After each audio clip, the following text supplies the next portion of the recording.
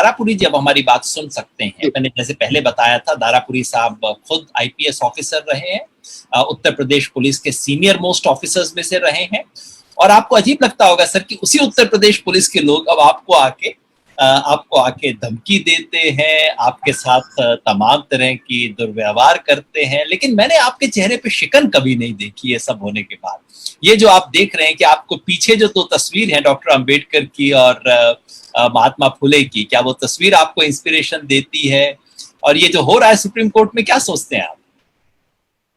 अब जोगेंद्र जी बहुत बहुत धन्यवाद। सबसे पहले तो मैं ऑल इंडिया पीपल्स फ्रंट की तरफ से प्रशांत भूषण जी के साथ पूरी सॉलिडेरिटी व्यक्त करते हैं। पहले दिन भी हमारे पूरे संगठन ने, पार्टी ने उनके पक्ष में जगह जगह पर जो है प्रदर्शन, पोस्टर, ये सारा किया। और आज भी फील्ड में हमारे लोग जो है प्रशांत भूषण जी के पक्ष में खड़े हैं। प्रशांत भूषण जी का जो मामला है, मैं समझता हूं कि ये जुडिशरी के लिए, डेमोक्रेसी के लिए एक सबसे बड़ा टेस्ट केस है कि जो वर्तमान जो रिजीम है, जो व्यवस्था है, उसमें जो एक आम आदमी है, जो एक सिटीजन है, उसके राइट्स कहाँ स्टैंड करते हैं।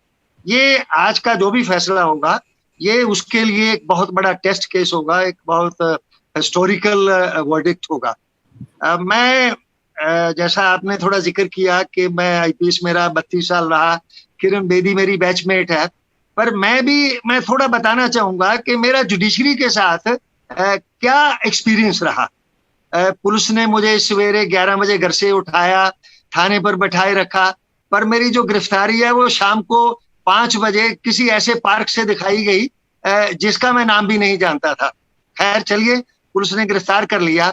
उसके बाद रात को 8 बजे मुझे एक मजिस्ट्रेट के सामने, रिमांड मजिस्ट्रेट के सामने पेश किया गया।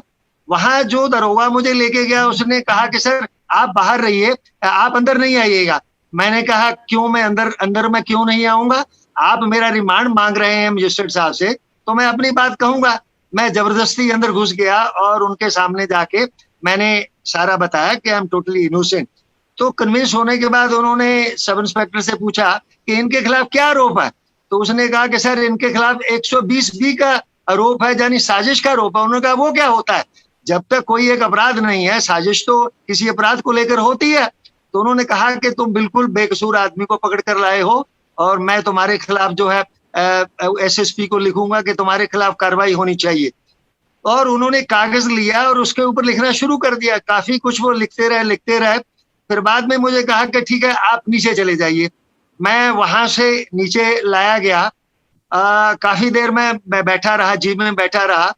फिर उसके बाद उन्होंने, मुझे लगता है कि उन्होंने मेरा रिमांड देना मंजूर नहीं किया। उसके बाद थाने के इंस्पेक्टर आते हैं, वो आधा घंटा तक उनके मजिस्ट्रेट के सामने हाथ पैर जोड़ते रहते हैं, पर वो रिमांड नहीं देते हैं। और फिर पुलिस जो है मुझे थाने पर ले आती है और अगले दिन शाम को 6 बजे के करीब जो है मुझे जेल पर, रिमांड मजिस्ट्रेट जेल पर ही बुलाया जाते हैं, उनके सामने पेश करने के लिए ले जाया जाता है। पर वहां भी मुझे सामने नहीं ले जाया जाता। वहां भी कहते हैं आप बाहर रुके, हम अंदर मजिस्ट्रेट साहब से कागज पे दस्तखत करवा लें। मैंने कहा क्यों? आप मेरा रिमांड मांग रहे हैं तो मैं मजिस्ट्रेट साहब के सामने जाऊंगा। तो मैंने उनको, मजिस्ट्रेट साहब को बताने शुरू किया। उन्होंने क्या किया, सबसे पहले तो जो रिमांड के पेपर थे उन पे दस्तखत कर दिए। कहने लगे कि हाँ अब आप बताइए।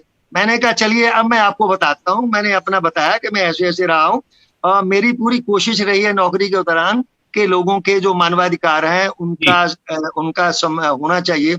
और बाद में वो मुझे कहते हैं कि सर आपकी बात बिल्कुल सही है, पर आप तो खुद इतने साल इस व्यवस्था का हिस्सा रहे हैं, आप जानते हैं ये सिस्टम कैसे काम करता है। मैंने कहा वो तो मैं जानता हूं, मुझे तजुर्बा है, पर ये सिस्टम आज इतना गिर चुका है, ये मैं पहली बार देख रहा हूं। इसके साथ ही मैं एक चीज और बताना चाहूंगा कि जो जुडिशियल प्रोसीजर है उसमें जो अरेस्टेड पर्सन है उसको रिमांड के लिए मजिस्ट्रेट के सामने पेश किया जाना जरूरी है, ये लिखा हुआ। परंतु मुझे इस बात को सुन के बड़ा ताज्जुब हुआ कि मेरे से एक दिन पहले जिन लोगों को, सदफ जाफर, मोहम्मद शुएब जो हाई कोर्ट के वकील हैं, उनको रिमांड के लिए मजिस्ट्रेट के सामने पेश ही नहीं किया गया। वो थाने पर ही उनके सर कागजों पे दस्तखत हो गया और उसी तरह से जो उनको जेल भेज दिया गया।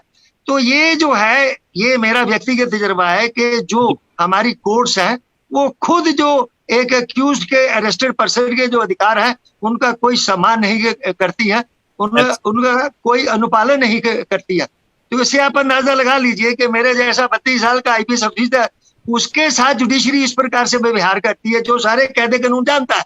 तो आज प्रशांत भूषण के साथ जो कुछ हो रहा, वो भी एक बहुत बड़ा उदाहरण है कि आज की जुडिशरी की नजर में आम आदमी के अधिकारों का क्या हाल है। तो आज की जो लड़ाई है वो सब नागरिकों के अधिकार की लड़ाई है, और इसमें अदालत क्या फैसला देती है वो आगे का हमारा जो रास्ता है तय करेगी। अगर उनको सजा दी जाती है तो हम अपने संघर्ष को जो है इसी तरह से जारी रखेंगे। अगर उनको माफ करती है तो हम समझेंगे कि जनता की जो आवाज थी, वो जनता की आवाज को जो है अदालत को सुनना पड़ा, उसको मानना पड़ा, उसका सम्मान करना पड़ा। धन्यवाद। शुक्रिया दारापुरी जी, आपका संघर्ष हम सब लोगों के लिए इतना इंस्पिरेशन का सोर्स रहा है। इस एज में कैंसर का मुकाबला करते हुए और पूरे सिस्टम का मुकाबला करते हुए आपने जो हिम्मत दिखाई है, मैं तो सोच सोच के इंस्पिरेशन लेता हूं सर आपसे।